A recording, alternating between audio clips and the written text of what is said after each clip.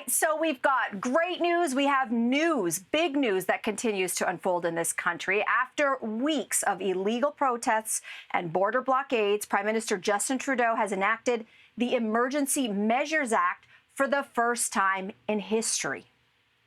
This is about keeping Canadians safe, protecting people's jobs, and restoring confidence in our institutions. So this measure gives police and financial institutions greater authority, but it is temporary and it is limited to certain areas. And also, of course, must follow the Charter of Rights and Freedoms. The big question we kick off with is, was this move necessary? Let's go to Shauna on Twitter, who I think is writing from Ottawa. She says, if you lived here in the thick of it, you would be grateful for somebody to do something.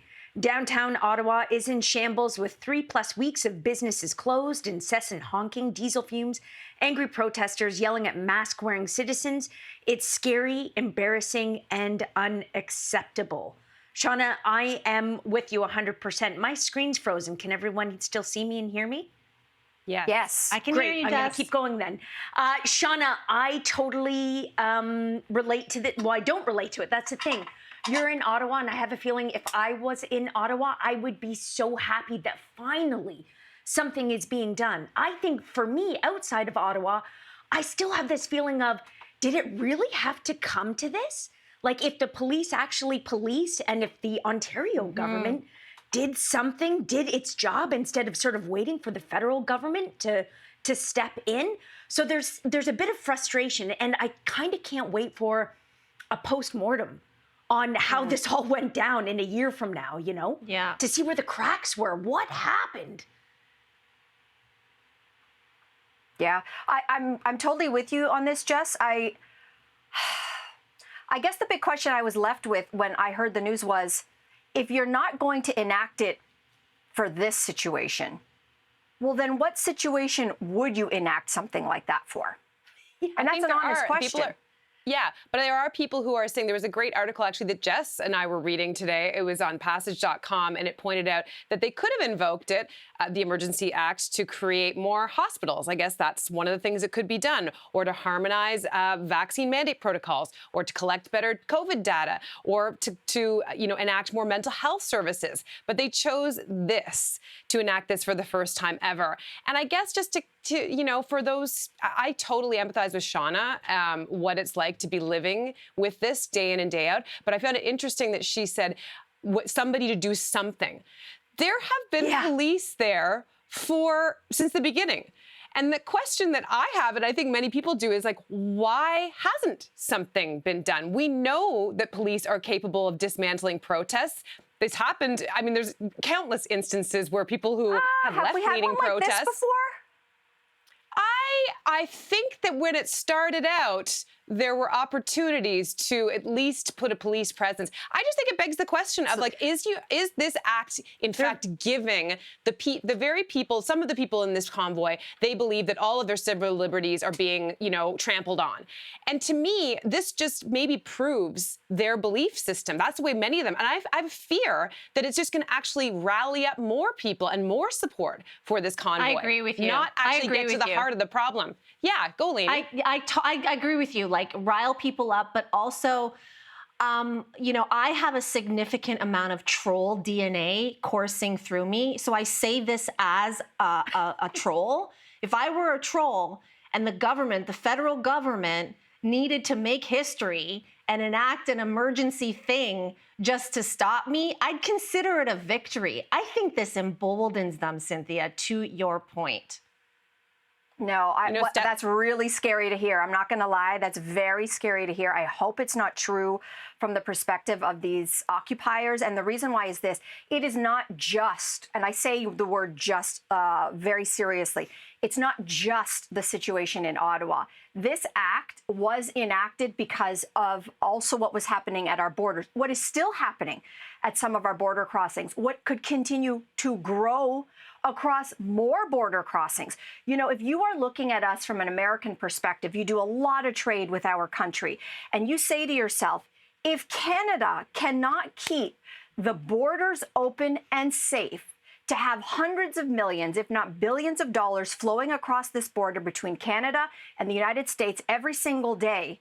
That is what scares me also, in addition to safety, etc. It's not just about the movement. The bigger picture is it doesn't just mean us as Canadians. It doesn't just mean health and safety for Canadians.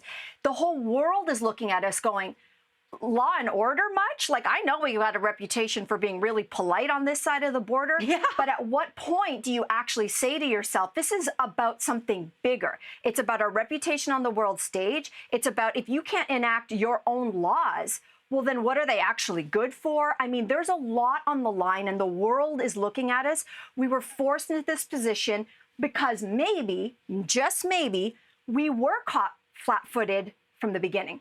Well, I think that's the case, though. Like, I mean, no one is arguing that the health and safety of our citizens was not a priority. Of course. I think it's whether or not it needed to be addressed at this level, at the federal level, with an emergency act. As Jess said earlier, you know, there are local law enforcement agencies. So exactly. So I don't know if that's scary too, Melissa. The fact that those agencies weren't working and it required a federal emergency act to step in on multiple levels, given that you have already laid out, and like we've all seen, there is a legitimate threat on those local levels. If they weren't prepared, then what does it say?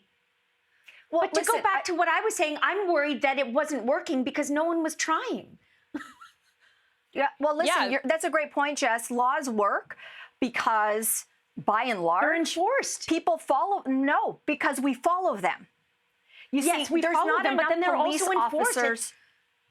Yes, like, listen, on a daily basis, there aren't enough police officers to police every single one of us with every single thing that we're doing day to day today. We know that. Don't we think part of this has to do mean? with the ineptitude, though, I mean, the Ottawa police chief has just also stepped down, from what I understand. So, like, was there something going on? Or maybe and I'm not suggesting this, but we know that there's a potential there for people being less enthusiastic about enforcing the law because perhaps they, on a personal level, are in agreement. Yeah, we've already seen that. There's a video floating around of allegedly a police officer saying, I completely support you guys. That is part of it. And then that police chief has also, or I think it was the police board, has already come out and said that's against the values of our police force. I do want to say big picture, and I keep zooming out big picture here because the world is watching. You know, when we always think Canada or any democracy, it's only as good as you defend it to be.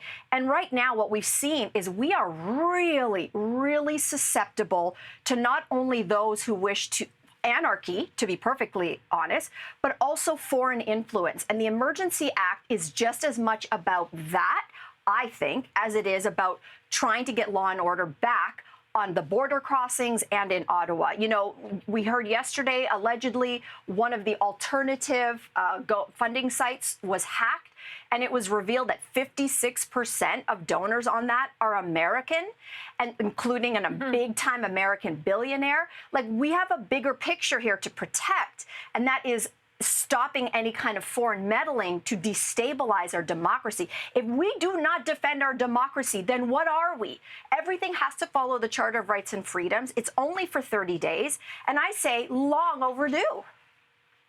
Well, I think we've seen bigger police presence at pipeline protests, at other summits and so on, and it took a few hundred, occupiers in trucks to sort of shut down, by and large, the province, and some people might even say the country, because Trudeau has laid down his heaviest hand that he possibly could. He's made history, and it'll be very interesting to see what the repercussions of that are down the line.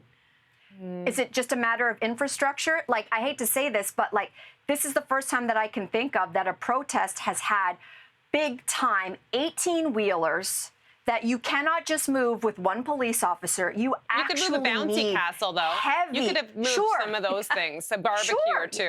And they should be gone. All the hot tubs. Right now, as we speak, there are people in hot tubs in downtown Ottawa. You know that there was a little girl that was removed. She had a lemonade stand on Parliament Hill a few years ago.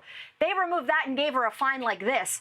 Moving a lemonade stand is maybe a little easier than an 18-wheeler. You know what I'm saying? But both of them maybe shouldn't have been there. But Anyway, I mean, we're not going to solve anything. There's a lot that we're going to be watching in this country, so we'll continue to do that for sure. Loved this discussion, ladies.